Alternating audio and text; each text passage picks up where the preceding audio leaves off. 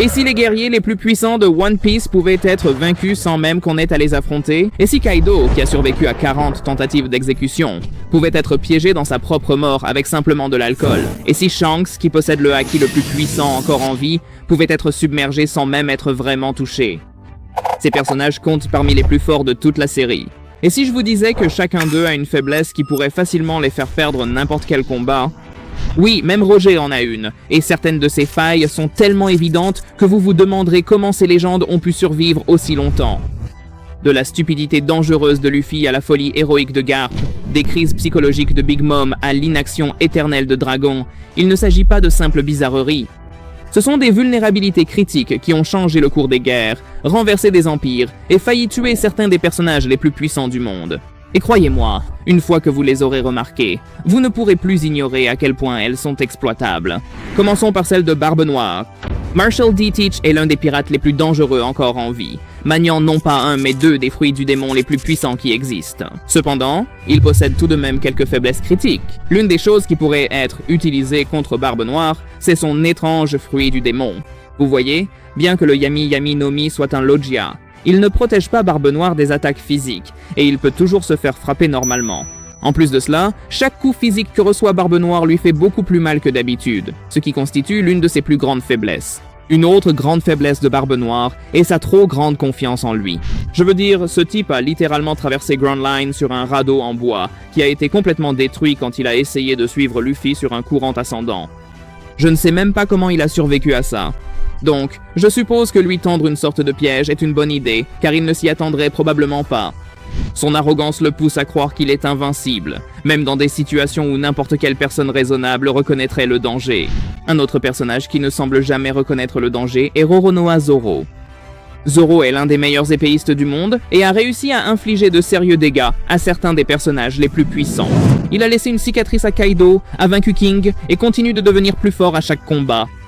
Et même si c'est plutôt impressionnant, Zoro a une faiblesse ridicule qui le fait passer pour un parfait amateur, son sens de l'orientation. Il existe de nombreuses façons dont quelqu'un pourrait utiliser cela contre lui, mais la plus simple serait probablement de l'emmener dans un grand manoir et de l'y affronter. Le gars se perdrait instantanément et ne retrouverait sans doute pas son chemin avant des années.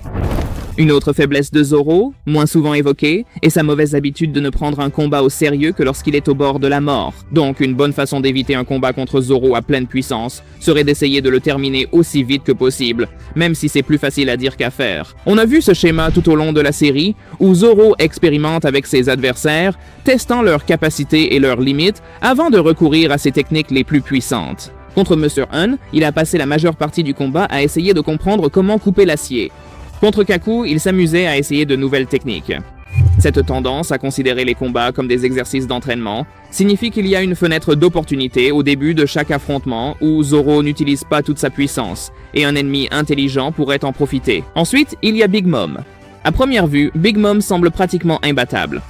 Elle possède un fruit du démon incroyablement puissant, un excellent haki et un corps impénétrable. Cependant, si l'on creuse un peu, il est assez évident qu'elle a quelques faiblesses qui peuvent être exploitées contre elle. Par exemple, il lui arrive parfois d'exiger un aliment précis, et si elle ne l'obtient pas, elle devient folle furieuse. Dans cet état, elle devient pratiquement un zombie. Elle devient très prévisible et finit par devenir maigre et faible. Cependant, pour que quelqu'un puisse exploiter cette faiblesse, il faudrait d'abord survivre à sa phase de folie, et c'est quasiment impossible. Je veux dire, il suffit de demander aux géants. Mais heureusement, il y a quelque chose de bien plus simple que quelqu'un peut faire pour facilement surpasser Big Mom. Il suffit de briser sa photo préférée de Mère Caramel. Big Mom aime tellement cette photo que si quelque chose lui arrive, elle entre immédiatement en crise, et pendant ce moment, elle est totalement vulnérable aux attaques.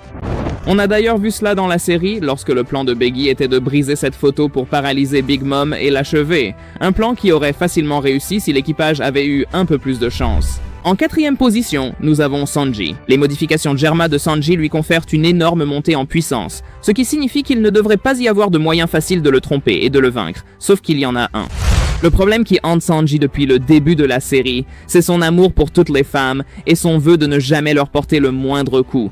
Et ce n'est pas juste une petite blague dans la série, car cela le met dans des situations vraiment dangereuses à plusieurs reprises. Comme lorsqu'il n'a pas pu attaquer Monsieur 2 parce qu'il avait pris le visage de Nami, ou quand il a laissé Khalifa le battre, ou encore lorsqu'il était prêt à laisser Viola le tuer. Oui, ce type a peut-être la faiblesse la plus grande et la plus évidente de tous les personnages de la série. N'importe quel ennemi connaissant cette faiblesse pourrait facilement envoyer une combattante contre lui, et Sanji serait complètement neutralisé sans qu'il soit nécessaire d'en faire beaucoup plus. Maintenant, je suis sûr que vous ne vous y attendiez pas, mais le prochain personnage dont nous allons parler est Kaido. Vous vous demandez sûrement quel genre de faiblesse Kaido pourrait-il bien avoir? N'est-il pas genre invincible? Eh bien, en quelque sorte. En réalité, il y a une chose qui garantirait sa défaite.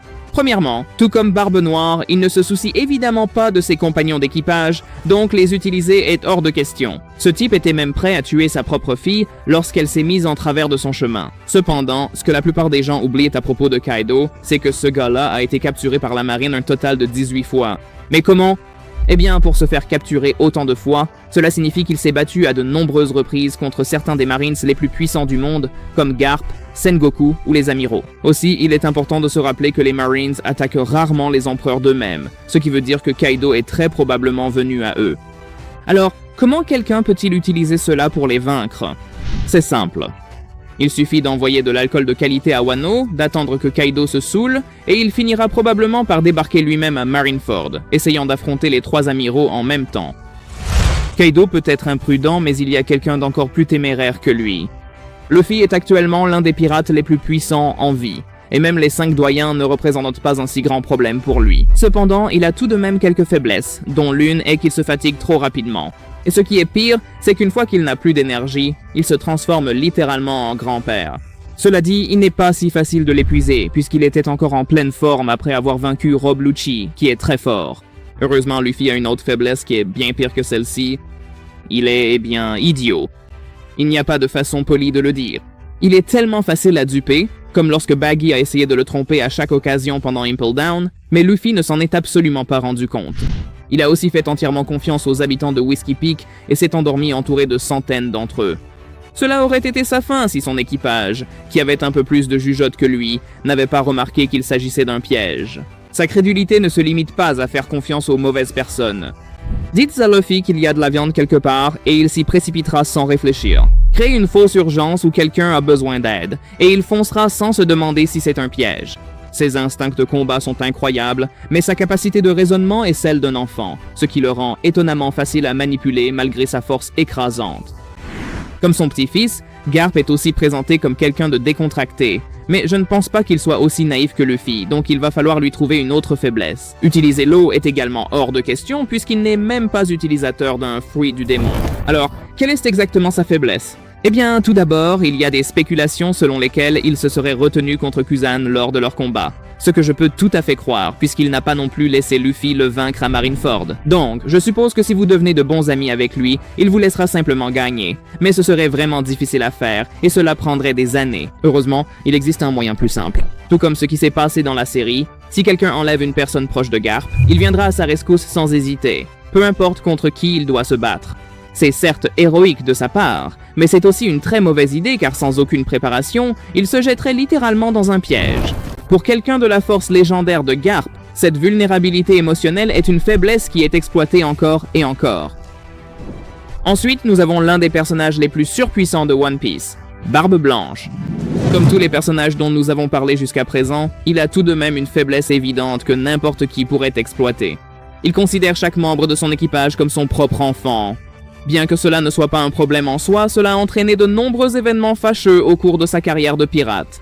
Par exemple, il n'a pas réalisé que Teach était dans son équipage uniquement pour voler le Yami Yami no Mi. Il a baissé sa garde, ce qui a permis à Squard de le transpercer avec une épée, et surtout, il a littéralement sacrifié la moitié de son équipage pour sauver un seul membre. Oui, je pense qu'il est facile de voir comment cela peut être utilisé de nombreuses façons pour faire tomber cette légende. Son amour pour ses fils l'a rendu aveugle à la trahison et prêt à tout sacrifier pour une seule personne. Pour l'homme le plus fort du monde, avoir un déclencheur émotionnel aussi prévisible est une faiblesse critique. Mais qu'en est-il de la faiblesse du personnage le plus mystérieux de One Piece? La faiblesse de Monkey D. Dragon est différente de celle des autres. Son principal défaut, c'est qu'il ne fait rien. Chaque fois qu'il a l'occasion d'apparaître, il décide de ne pas le faire, et cela dure depuis plus de 25 ans. Son bon ami Vegapunk est en train de se faire assassiner. Non, merci. Son fils est piégé sur Egghead. Non, merci. Tous les grands groupes du monde sont en train de bouger. Non, tu sais quoi? Je ne suis même plus sûr que cela compte comme une faiblesse. C'est plutôt un choix de vie à ce stade. Dragon construit l'armée révolutionnaire depuis des décennies, parle de renverser le gouvernement mondial, mais quand il s'agit de vraiment se montrer et de faire quelque chose de décisif, il est introuvable. Clique sur cette prochaine vidéo où je parle de la force de chaque personnage de One Piece. Qu'est-ce que tu attends? Clique dessus.